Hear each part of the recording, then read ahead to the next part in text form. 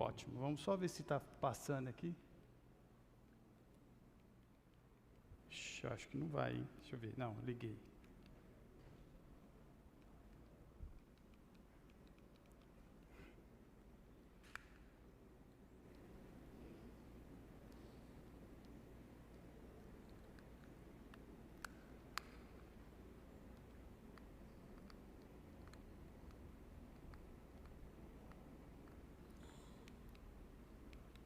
Foi. Aí. Eu sempre tenho dificuldade com esse negócio aí. O bicho sempre trava comigo. Bom dia, graça e paz. Nós vamos começar hoje. Nós estamos começando, semana passada nós começamos o outro livro, né? Então, para quem não sabe, esse é o novo livro, Milagres, os Milagres de Jesus. Desculpa, irmãos, eu vou só tirar aqui porque eu sou meio hiperativo. E eu gosto de ficar andando. Eu vou deixar aqui no fundo. Antes que eu derrube as coisas aqui tudo. Então vamos lá. Esse é o novo livro que nós estamos adotando aqui na sala do templo de EBD. Então é Os Milagres de Jesus, o volume 1 do Charles Spurgeon. É o volume 1, capítulo 2. Semana passada o Matheus Colina falou muito bem sobre a vida de Spurgeon. E ele era considerado o príncipe dos pregadores, tá? Então ele cita o seguinte, que os meus livros são minhas ferramentas, também servem como meus conselheiros, minha consolação e meu conforto. Visite muito bons livros, mas viva na Bíblia.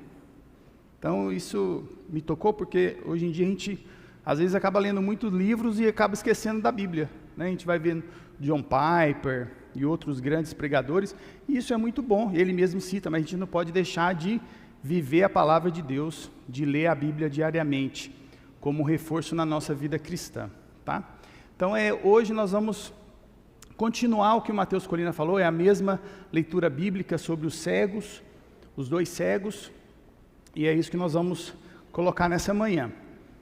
Mas os milagres de Jesus estão muito relacionados às doenças, tá? Então há uma forte correlação entre o físico e o espiritual. Quando a gente vai falar sobre as doenças, nós sabemos assim, eu coloco uma correlação entre, por exemplo, lepra. Lepra na antiguidade era qualquer tipo de doença dermatológica, não só hanseníase, tá? Mas a lepra está muito relacionada com o pecado, porque o pecado ele é igual a lepra, a hanseníase, ele se espalha na nossa vida. E o pecado ele vai dominando a gente, vai anestesiando, a gente vai perdendo um pouco a sensibilidade, igual a hanseníase, né? Você vai perdendo a sensibilidade e você acaba se afastando da igreja, se afastando do convívio social, às vezes você entra em depressão. Então, muitas daquelas doenças na Bíblia hoje em dia são doenças espirituais. Até porque a morte de uma doença, como um câncer, a morte física, a gente for ver, né, o salário do pecado é a morte espiritual. Então tem muita relação nisso. Então eu falo aqui também que o mudo e o surdo é justamente aquele coração perdido que nunca ouviu falar da palavra de Deus, nunca ouviu falar do Evangelho. A morte, como a morte de Lázaro, a morte espiritual, uma relação. O endemoniado, eu sempre coloquei aqui, é aquele pecado que às vezes a sociedade abre os olhos, fica assustado, né? Que é a traição, o adultério, a vaidade, o egoísmo. Mas existem pecados muito piores, que são os pecados silenciosos, são aqueles pecados que estão escondidos, secretos na nossa vida. Então às vezes a gente fica colocando o dedo em muitos dos nossos irmãos, mas a gente fica guardando aquele pecado escondidinho ali, as 7 chaves. E a cegueira espiritual, que nós vamos falar do texto hoje em dia, porque a cegueira espiritual é aquele irmão, às vezes, que está todo dia no domingo na igreja, às vezes escuta a palavra de Deus, sabe de Jesus, mas tem um coração endurecido, que não converte, né? Que não há uma transformação genuína da palavra de Deus, uma transformação na sua vida. Então, não só os milagres de Jesus, mas o interessante nesse texto que nós vamos ler hoje, é que sempre a cura, ela estava relacionada a algumas dificuldades, tá? Eu sempre gosto de colocar aos domingos, sempre uma fresca, uma pintura de algum artista, porque é história. E a história do cristianismo, ela influencia as nossas vidas, como influenciaram vários pintores. Mas o interessante é que eu não achei nenhuma pintura a fresco da cura da mulher com fluxo de sangue. Olha que engraçado. Eu procurei e não achei. Porque na antiguidade, a gente sabe que a mulher sofria muito preconceito. Então era uma sociedade muito machista. E eu não achei nenhum relato. Apenas numa catacumba em Roma, que era onde se enterravam os cristãos, que tinha numa das paredes um relato sobre a cura da mulher com sangramento.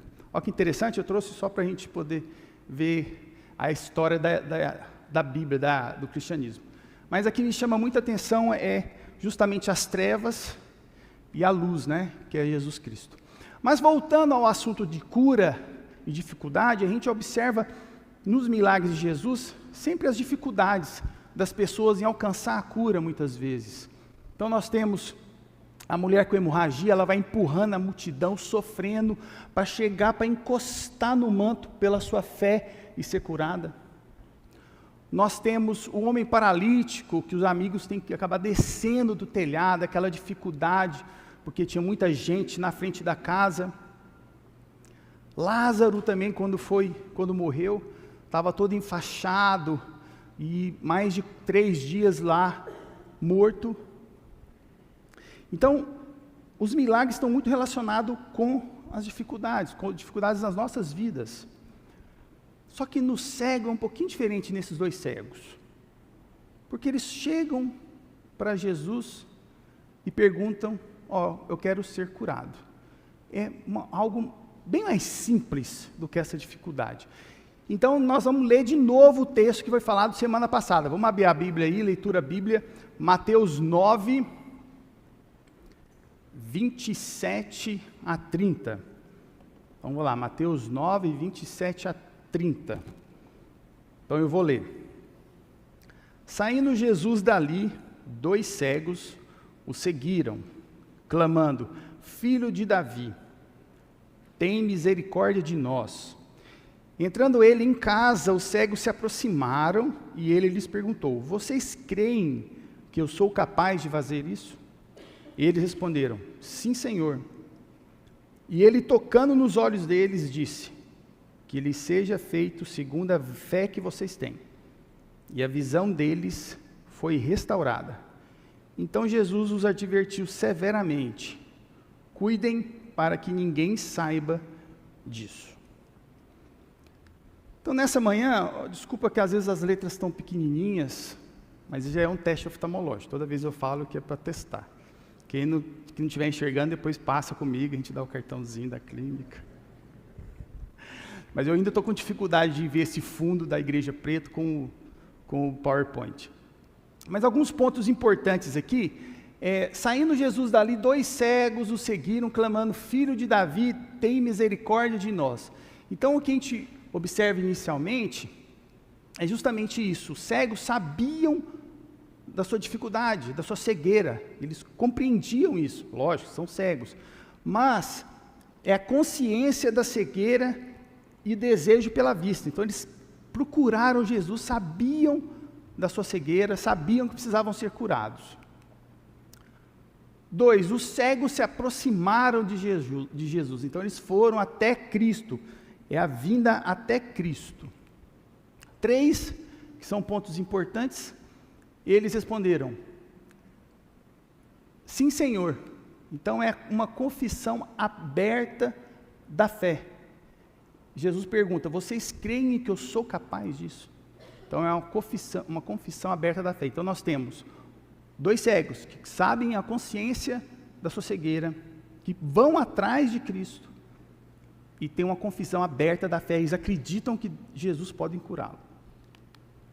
Se a gente continuar, e ele tocando nos olhos deles disse, que lhe seja feito segundo a vontade, a fé que vocês têm. É como se Jesus colocasse a mão e orasse. Uma oração, que seja feito segundo a fé que vocês têm. E a visão deles foi restaurada. Então é a cura, a partir do momento da oração. E Jesus os advertiu, cuidem para que ninguém saiba disso, igual o homem paralítico, quando Jesus falou assim, vá e não peques mais. É uma nova aliança. Semana passada a gente estava lendo sobre isso, e a gente estava assistindo a aula do Matheus Colina, e eu e a Ana Paula, a gente conversou, e a gente achou muito interessante, porque aqui ele fala, vai e não fala para ninguém. Para o paralítico ele fala, vai e não peques mais. É como se Jesus falasse para você, é uma nova aliança minha e você está curado, vai e não peques mais. A maioria desses milagres, todos os milagres, eles foram e falaram, não falaram? Falaram e falaram para todo mundo que eles tinham sido curados. Como o homem paralítico provavelmente também saiu e continuou pecando, como nós pecamos, mesmo convertidos, é a vida cristã. E nós conversamos, eu e a Ana Paula, e falamos assim, na Bíblia não está nenhuma vez, e eles nunca mais pecaram, ou eles não falaram nada. Todos saíram, todos pecaram. Mas o importante na nossa vida é justamente isso, a gente perceber que a gente continua na caminhada, e que a gente precisa sempre do nosso arrependimento. Além do mais, o interessante que nós discutimos é que não tem nada no Evangelho que falar, e aí eles falaram e perderam a cura, ficaram cegos novamente, ou o paralítico parou de andar novamente. Não tem, porque a graça e a salvação de Deus é imensa. Ninguém perde a salvação assim que você é convertido. Então, eles continuaram com a graça. A graça não é retirada. Deus deu a graça, deu a cura. Mas nós precisamos também atrás sempre do nosso arrependimento. Então, essa história é uma coisa simples da conversão, porque é uma consciência do pecado, é a consciência do cego, que ele era cego, é a consciência nossa, da nossa cegueira espiritual, que nós somos perdidos, que nós somos afundados no pecado, é a consciência do pecado, é a vinda até Cristo, como os cegos chegaram até Cristo, é uma confissão aberta de fé, que você acredita que Jesus possa ser o seu único e suficiente Salvador. É a salvação, é a cura dos seus pecados. E é uma nova aliança na sua vida.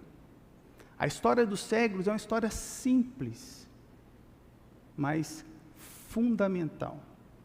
É uma história da conversão. Da nossa conversão, como a maioria daqui. Uma conversão simples, básica, mas genuína, de transformação, de confissão de pecado, de arrependimento, de chegar até Cristo, saber que você é um pecador, que você não tem nada de bom, igual nós cantamos há pouco tempo, e que você precisa de Cristo, que precisa ter uma fé salvífica, uma confissão aberta de fé, de salvação e de uma nova aliança. Vá, meu filho, e não peques mais. A história dos cegos é uma história simples assim. É como está em Crônicas 2, 7, 14. Se o meu povo, que chama pelo meu nome, que vem até a mim, se humilhar e orar, buscar a minha face, e se afastar dos maus caminhos, se arrepender dos seus pecados, dos céus eu ouvirei, perdoarei o seu pecado e curarei a sua terra. Está lá em Crônicas, já apontando para o Novo Testamento. Jesus Cristo é o nosso único Senhor e Salvador, é o que pode fazer isso, a nossa conversão. E em falar em conversão, que nós vamos falar essa manhã, é justamente isso. Spurgeon, em 1850, 1851, ele tinha 15 anos, quando ele foi até a igreja, e ele observou que ele era um grande pecador e que ele precisava chegar até Cristo, de forma simples, singela, sem grandes dificuldades. Quando nós falamos lá da mulher ensanguentada e aquela dificuldade do paralítico, ele vai conversar sobre uma conversão simples, não com dificuldade. Uma extrema simplicidade. Foi quando ele se converteu. Ele olhou para Cristo e se arrependeu. Então é isso que nós vamos falar nessa manhã. Um pouquinho sobre a conversão simples e uma conversão baseada em dificuldades. Então, eu quero conversar com vocês e queria saber de vocês assim, por que algumas pessoas demoram tanto para chegarem até Cristo? Marquinhos, você põe aqui para mim o microfone? Você liga aqui para mim? Alguém sabe me falar por que algumas pessoas, Tatu, passa para alguém aí, quem quer falar alguma coisa. Por que algumas pessoas demoram tanto para chegarem até Cristo? Quem quer falar alguma coisa? Por que vocês acham que as pessoas demoram tanto para chegar até Cristo? Falta de fé e conhecimento. Isso, falta de fé e conhecimento. Quem mais? Por que algumas pessoas demoram tanto para chegarem até Cristo, a vinda até Cristo? Quem mais? O que vocês acham nessa manhã? Por que é tão difícil as pessoas, às vezes, chegarem até Cristo? Coração duro? Coração endurecido, isso, boa. Quem mais? Acho que o Paulão lá atrás, né? Dá uma gritada aí.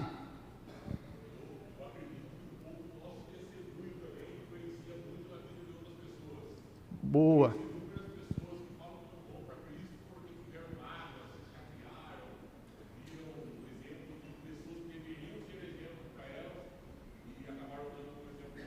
Isso, testemunho cristão, né? Então nós temos coração endurecido, a falta de fé e de conhecimento.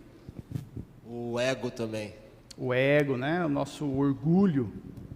O que mais? Por que algumas pessoas demoram tanto para chegarem até Cristo? Eu acredito que seja porque as pessoas se acham autossuficientes. Isso, muito bom. Eu acredito que quanto mais a pessoa deixa passar o tempo, mais difícil fica. Quanto mais a pessoa deixa passar o tempo, mais difícil fica. Eu tenho experiência de ver o que aconteceu aqui na igreja, muitas vezes, com pessoas que ficaram aqui como, entre aspas, amigos do Evangelho, mas vai ficando mais difícil, o constrangimento, olha, cada vez é mais difícil porque a pessoa vai ou endurecendo o coração, ou criando um constrangimento, e aí a pessoa demora demais. Ótimo, muito bom. Então, pode falar. Eu acho que é porque existem muitas religiões, muitas crenças, e isso aí prende o homem naquelas crenças, né? Então eles ficam presos àquilo. Às vezes a família também. Ah, eu fui criado numa família que me ensinou isso, agora vocês vão me ensinar outra coisa. Então ficam confusos. Não tanto na fé, mas ficam confusos por deixar esse legado que eles receberam. Ficam presos em tradições, né? Então vamos lá? Obrigado, viu, Tatu? É isso mesmo, ó. Vocês acertaram em cima. Então, nós temos, primeiro, ignorância, falta de conhecimento, falta de fé, igual a irmã Irlete falou. Preconceito, a instrução errônea do Evangelho, o orgulho natural do coração humano e os ataques de Satanás. Então vamos lá, ó. Opa, falta um pouquinho. Isso. Ignorância e falta de conhecimento, é isso mesmo. Não existe outro assunto a respeito do qual as pessoas sejam tão ignorantes quanto o Evangelho. É o livro mais lido que é a Bíblia, mas muitas pessoas não leram só um pedacinho, mas são ávidas para criticarem o Evangelho. Então, às vezes as pessoas não leram, outras não querem ler, outras não estão nem aí, ou já vieram na igreja e acabam se endurecendo. Então, quando a gente fala em evangelho, é justamente isso. As pessoas são muito ignorantes e muitas vezes as pessoas não deixam o Espírito Santo agir. Estão na igreja, igual o pastor Clóvis falou, mas vive a sua cegueira espiritual. É como a gente fala, é o ateísmo camuflado. Então, o pior inimigo, o pior ateu, não é aquele que acredita, que não acredita em Deus. O maior perigo do ateu não é aquele que não acredita em Deus, é aquele que diz que acredita, mas vive uma vida como se Deus não existisse. Então vem aos domingos, escuta às vezes a palavra, mas sai daqui e tem uma outra vida. Então vive uma vida como se Deus não existisse. Então esse é um ateísmo camuflado. Então a primeira coisa é a ignorância, a falta de conhecimento. 2, o preconceito, né? Paulão falou justamente isso aí, ó, o testemunho cristão. Muitos não chegam até Cristo porque o irmãozinho que vai lá na igreja durante a semana, roubou a empresa, fala mal do chefe, tem um testemunho péssimo.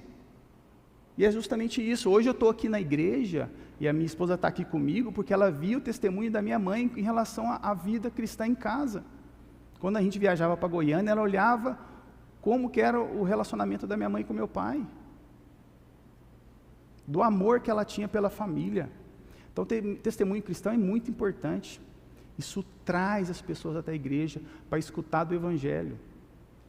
Outra coisa também é o preconceito. A gente tem a ideia de que das boas obras, isso é uma tradição, principalmente no catolicismo, nós temos essa ideia de que é meritocracia, eu vou conseguir a salvação, pelos meus méritos, pelas minhas boas obras. Não é isso, é puramente graça de Deus.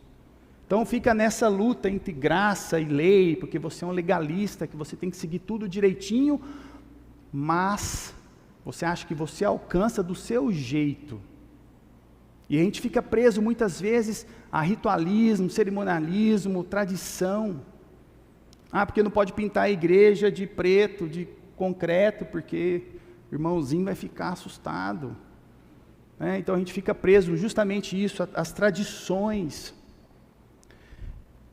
Quando a Ana Paula, uma das primeiras vezes que eu cheguei aqui na igreja, alguns anos atrás, eu entrei para aquela porta e falei assim, eu orei assim, eu estava afastado, mas eu sabia da palavra, e eu orava e falei assim, Deus, que seja uma igreja do Evangelho puro, que fale de Jesus, e não que fale dos homens, que não tenha essa coisa do dízimo, que é a gritaria, que seja a palavra pregada, pura, simples, que tenha amor na sua casa. E a Ana Paula falava que ela chegava, olhava a pregação, ia em casa, abria a Bíblia, para ver se o pastor Clóvis, o pastor Marcelo e o pastor Gismar falavam. Porque Coríntios 1, tal, o pastor falava, ela nem lia, falava de cor, porque está lá. A palavra é pregada nessa igreja. 3, o Evangelho, eu acabei de falar, hoje em dia nos púlpitos nós estamos falando muito do Evangelho só do amor, mas não do arrependimento, não do pecado. O interessante é que no livro de Charles Spurgeon, ele fala lá em 1850, gente, do Evangelho relativista, em que a igreja não separa o santo do pecador. Em 1850, a história se repete. Em 1850, ele fala a mesma história. O quê? Que a igreja não prega o arrependimento, o seu pecado. Hoje as igrejas só pregam amor, que inclusivista, tudo pode, é um evangelho superficial. Mas o evangelho superficial vai lotar as igrejas de pessoas superficiais. Igrejas com evangelhos superficiais lotam com pessoas superficiais que não há transformação genuína da palavra nos seus corações. São igrejas que são momentâneas muitas vezes, são igrejas que são do seu tempo ali, mas que não se sustenta, porque o que sustenta é a palavra de Deus viva, que vai santificar as nossas vidas. Então é um evangelho muitas vezes distorcido, como o pastor Josimar falou, do horizonte utópico. Então é isso, tem se falado muito pouco do evangelho correto nas igrejas hoje em dia. Então isso afugenta as pessoas. Então, primeiro, é justamente isso que nós falamos, o preconceito, é o evangelho errado. Outro é o orgulho do coração. Nós criamos ídolos nos nossos corações. São ídolos porque a gente não ama, a gente não quer amar a Deus, a gente quer amar nós, o eu, né? Então a gente quer se tornar o nosso próprio Deus. Então o orgulho do nosso coração. E isso que o pastor Cláudio falou, a pessoa fica na igreja, escuta, mas vai endurecendo o coração. Esse é o coração endurecido, porque a pessoa se acha que eu sou melhor, eu sou bom, eu não preciso disso, eu não preciso de Deus na minha vida. Eu consigo fazer tudo do meu jeito, como eu sou, porque eu escuto na igreja ali, não nessa, que eu posso, porque eu sou bom, porque Deus me ama, eu consigo. É a meritocracia que vem sendo pregada. Então é o eu, é o evangelho do eu. E 5, por que as pessoas demoram para chegar até Cristo? Lógico que tem um ataque do inimigo, tem os ataques do nosso dia a dia. Só que é o 5º que eu estou falando. Tem muita gente que põe tudo por conta do diabo. Tudo é culpa dele. As suas escolhas, os seus pecados, o que você fez, tudo do diabo. Não é também desse jeito, né, gente? Então nós temos sim, o diabo, o ladrão vem apenas para furtar, matar, destruir. Eu vim para que tenham vida e vida em abundância, e tenham plenamente. Mas a especialidade do diabo não é só essa, atacar, destruir como fez com Jó. Nós temos que entender que a especialidade do diabo é justamente distorcer, enganar, acabar com a verdade. A gente fica achando que Satanás vem para te dar uma doença, acabar com o seu casamento. Sim, mas ele também te deixa numa prosperidade linda, maravilhosa. Para que ele vai destruir a sua vida se o time está ganhando? Para que vai mexer no time? Você está lá, tranquilo, próspero no trabalho, ganhando dinheiro, viajando, está tudo ótimo na sua vida. Para que ele vai trazer uma doença? Está ganhando o jogo. Ele não precisa disso. Está lá ótimo. Você não está acreditando na verdade, vai aos domingos, dá o dízimo, mas vive uma vida sem Deus. É isso, para que ele vai trazer doença na sua vida? Ele é especialista nisso. É acabar com o seu tempo. Essa semana eu estava conversando com os amigos meus e falei assim, antigamente, meus pais tinham preocupação de quê? De pagar a luz, água, condomínio, prestação do apartamento, a comida, acabou. Hoje nós temos Netflix, YouTube Premium, Spotify, um monte de coisa para as crianças de colégio, extra, não sei o quê. A gente fica sobrecarregado, a gente tem que trabalhar, a gente tem que pagar as contas e o nosso tempo para Deus esgotando. Chega em casa, está cansado, aí você entra no Instagram, eu estou falando por mim mesmo. Aí entra no Instagram, aí vou falar em rede social e não sei o quê, e você paga isso aqui, faz isso aqui, e aí o tempo, aí quando você vai ler a Bíblia, dorme em cima da Bíblia. Vai orar, você acorda 2 horas da manhã. Você acha que você orou 3 horas seguidas? Não, você só dormiu umas 2 horas e meia, uns 5 minutinhos você orou e depois o outro você já estava roncando. É assim. O diabo faz isso, ele acaba com o seu tempo, ele distorce. Né? Hoje em dia as crianças ficam em cima das redes sociais, a minha infância não era assim. Então você tinha tempo para conversar com o seu filho, para falar da palavra de Deus para o seu filho. Hoje não, o tempo é consumido, e é isso que o Satanás faz. Ele não está preocupado em, vou trazer toda hora doença na sua vida, dificuldade. Não. O jogo está sendo ganho silenciosamente. É que a gente não está abrindo os olhos. De forma silenciosa. Quem causou maior dano? Os demônios em Gadareno, aquela muvuca, tudo, aquela bagunça. Os demônios nos porcos? Ou Judas? Quem causou maior dano? Judas, silenciosamente, no meio dos apóstolos. Então, às vezes, o silêncio fala mais alto que muito grito. Às vezes a gente fica preocupado, porque o irmão fez aquilo, porque eu fui assim, porque ele causou isso para mim. Mas às vezes o silêncio do seu pecado escondido faz muito mais dano à sua família, à sua vida cristã.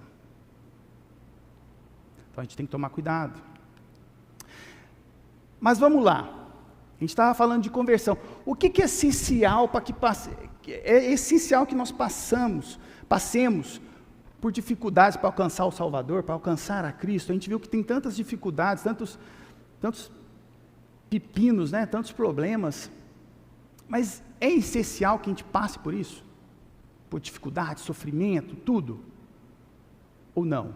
Nós falamos sobre quais são as causas do que a pessoa demora para chegar até Cristo. Mas a gente precisa passar por todo esse sofrimento? Eu pergunto isso porque é preciso tomar veneno para que você tome veneno e passe mal para depois alcançar a salvação e ficar bem de saúde? Acho que não tem muita razão disso.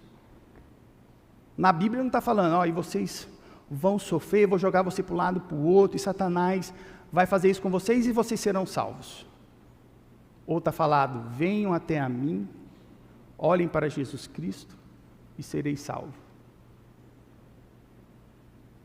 Muitas vezes eu estou sentado no banco da igreja, aí vem o irmão, o missionário, vem falar, não, porque aconteceu isso na minha vida, eu sofri isso e não sei o quê. E não é desdenhar, isso é importante para a nossa fé como testemunho. É importante, a gente tem que entender isso. Mas toda vez que o irmão falava assim, não, porque eu pulei da ponte, aí eu entrei no rio, e não sei o quê, e aí eu fiz isso, e aí eu perdi 3 irmãos, e meu pai morreu, e eu mexi com isso, e aí de repente Deus me salvou. Cara, graças a Deus, toda glória e toda honra seja dada a Deus. Mas eu já passei por muitos momentos que eu fiquei assim, aí eu fui só diminuindo na cadeira assim, nossa, eu sou péssimo, eu sou horrível. A minha vida foi tão simples, eu não sofri tanto. Aí você vai achando que você é menos crente. Eu não sou crente. Quem sou eu? Mas a maioria de nós passamos por dificuldade na nossa vida cristã, doença, um monte de coisa, problema financeiro e tal. Gente, mas muitas aqui, a nossa transformação, a nossa conversão é simples. Você está sobrecarregado, sofrendo, mas olhou para a cruz. Muitos aqui nem sabem qual foi o dia, qual foi a hora. Às vezes o irmão sobe aqui na frente e fala assim, porque 30 de fevereiro, estou brincando, 30 de fevereiro, às 19 horas e 10 minutos e 11 segundos eu me converti, eu vi a luz. Deus usa de várias formas para salvar, mas a maioria aqui não sabe nem o dia, nem a hora. A transformação foi gentil, foi suave, foi linda. Então a gente não tem que ficar achando que nós somos menos crentes por conta disso, que nós temos que passar por super dificuldades para que a gente possa encontrar Cristo. Encontrar Cristo é você se arrepender simplesmente, ponto, conversão, pedir perdão, entender que a graça de Deus veio para te salvar todos os dias da sua vida.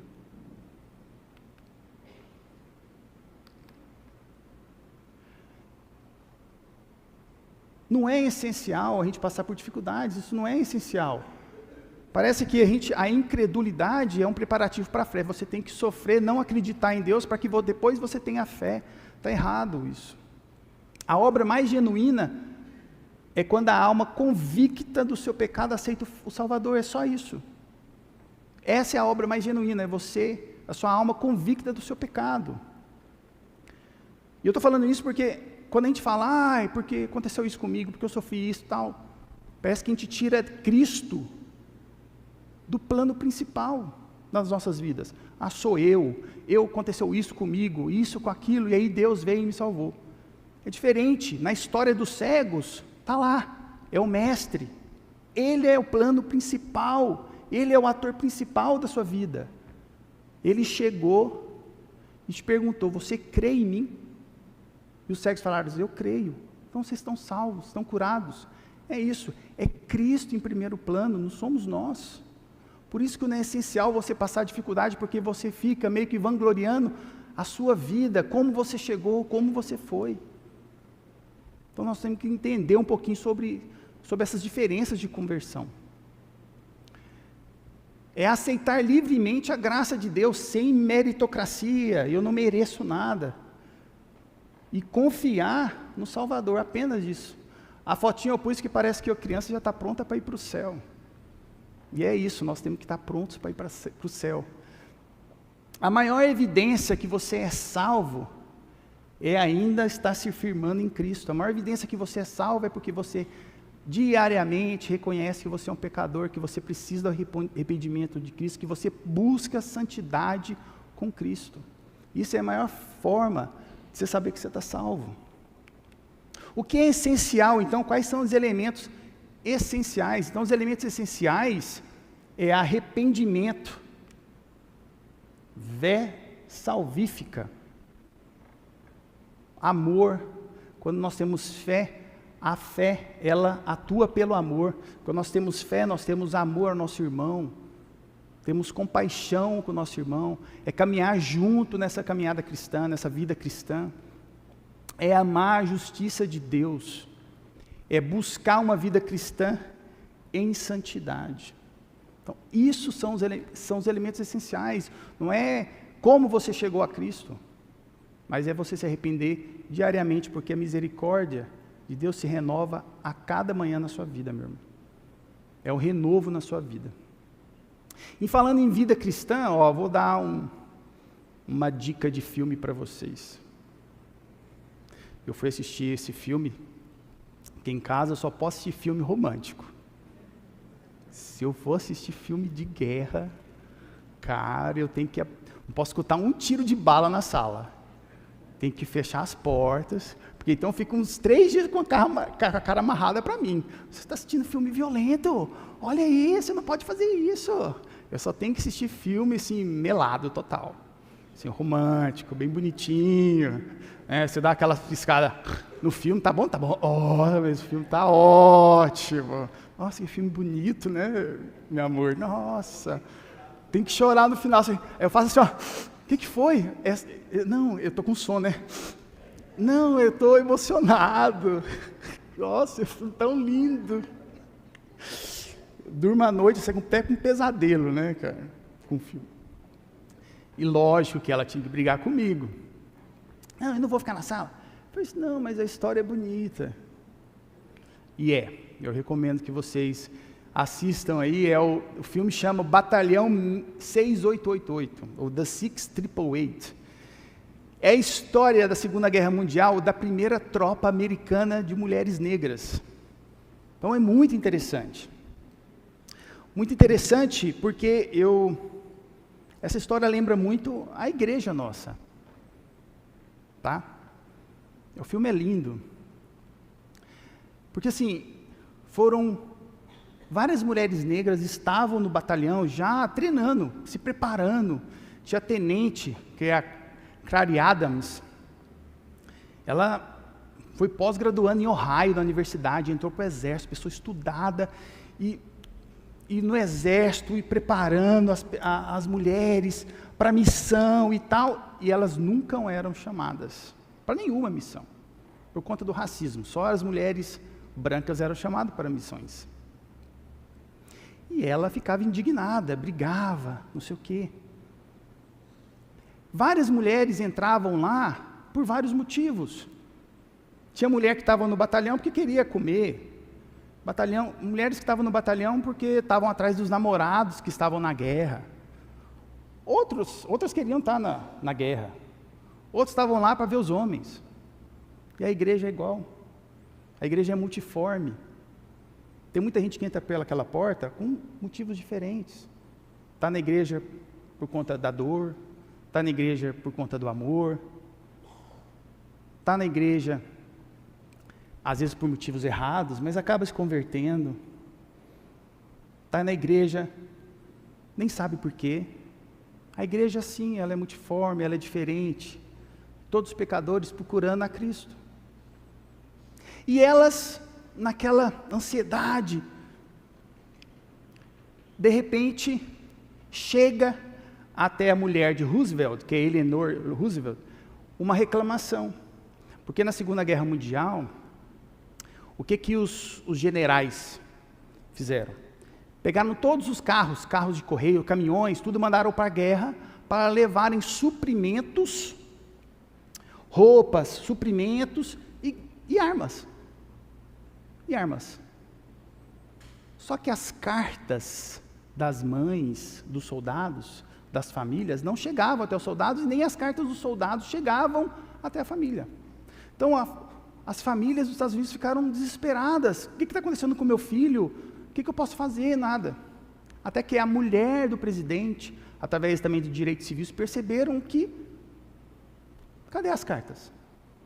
E aí os generais, para complicarem a vida, vocês não querem uma missão? Então vocês vão para a missão. Foram 855 mulheres. Qual que era a missão das mulheres? Distribuírem as cartas. Só que tinham 3,7 milhões de cartas sem ser distribuídas em galpões. Sem endereço direito, porque as tropas mudavam de locais. Então elas começaram a descobrir pelo cheiro, pelo número do batalhão, como mandar essa carta. Só que assim que a tenente negra descobriu, que a Karen Adams descobriu, eu vou para a guerra para distribuir carta. Eu tão preparada assim, estudei, preparei esse negócio. E somos nós. Às vezes a gente fala assim, nossa, eu sou tão crente, porque, nossa, eu faço isso na igreja, porque eu sirvo, não sei o quê. Aí às vezes Deus te coloca um serviço simples. Ah, vai lá. Fala com você, ó, preciso de você lá no berçário. Se você lá para falar com as crianças. Mas se você, mas eu sou bom demais. Mas elas foram e fizeram o melhor delas. E é a mesma história, para Cristo a gente tem que fazer o nosso melhor, independente de qual seja a nossa missão. Independente de que seja nossa missão, a gente tem que fazer o nosso melhor para Cristo.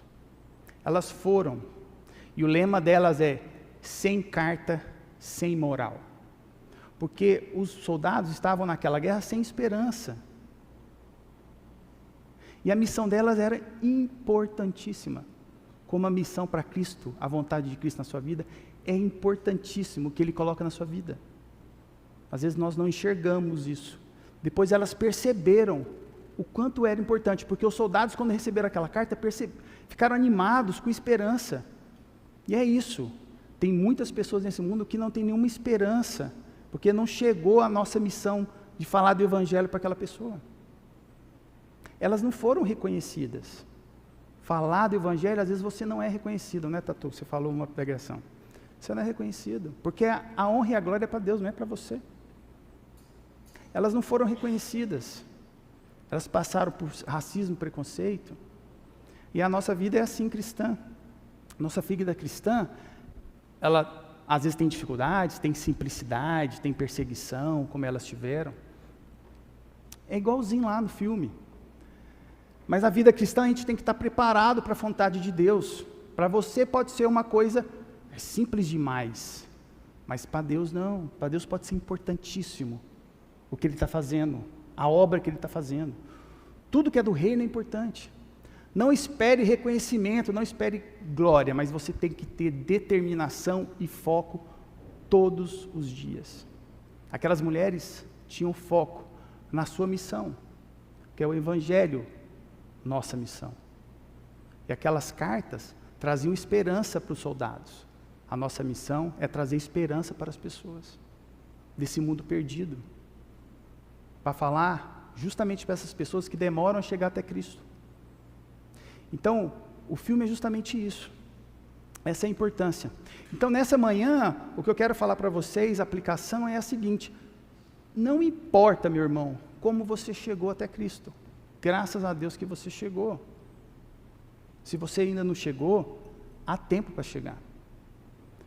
Você pode ter chegado voando, andando, sofrendo, caminhando, arrastado, feliz, simples. Mas é importante, graças a Deus que você chegou até Cristo. Você está aqui sentado, pela graça, e tudo para a honra e glória de Deus. Charles Spurgeon, eu pulei essa parte de vocês, é que naquela época ele tinha seus 15 anos, quando ele estava na igreja, teve uma nevasca, e ele ficou preso na igreja. E esse rapaz, John Ed, que era um orador mais ou menos, ele não era grande orador, ele pregou um texto simples. Spurgeon converteu aos 16 anos, um ano depois ele já estava pregando, aos 17 anos ele já tinha se tornado pastor. E viveu a vida para a obra de Cristo. E aquele orador não era muito bom, mas ele falou uma única coisa, um único texto. Olhem para mim e sejam salvos. Algumas traduções, voltem para mim e sejam salvos. Todos vocês, confins da terra. Pois eu sou Deus e não há nenhum outro Deus. Foi justamente isso, de forma simples. Ele olhou para Cristo. Se arrependeu dos seus pecados. Então, nessa manhã, meu irmão, a única coisa que eu quero falar para vocês é, às vezes você está com dificuldade no seu casamento, você e sua esposa estão nessa luta, olhe para Cristo. Às vezes você está com dificuldade com seu filho, às vezes você quer que seu filho volte para a igreja, você está na luta, aí você não sabe como se lidar com seu filho, ele está na sua casa, mas o relacionamento está difícil. Olhe para a cruz, olhe para Cristo. Às vezes você está com uma dificuldade de saúde, um problema financeiro, meu irmão, olhe para Cristo, olhe para a cruz. Às vezes você está nesse sofrimento, cansado, sobrecarregado, olha para a cruz, é simples, olha para a cruz. A gente fica a vida toda perdendo o nosso tempo, que é isso que Satanás quer, a gente tem um tempo remoto, tem tanta coisa tirando a nossa atenção do principal, que é olhar para Cristo. Então, nessa manhã, apenas coloque no seu coração que Cristo basta na sua vida. E a única coisa que você deve fazer é olhar para Cristo, para que você encontre, igual o título da aula, o caminho da paz. O caminho da paz no seu coração é encontrar Cristo. Amém? Que vocês tenham um domingo abençoado na presença do Senhor.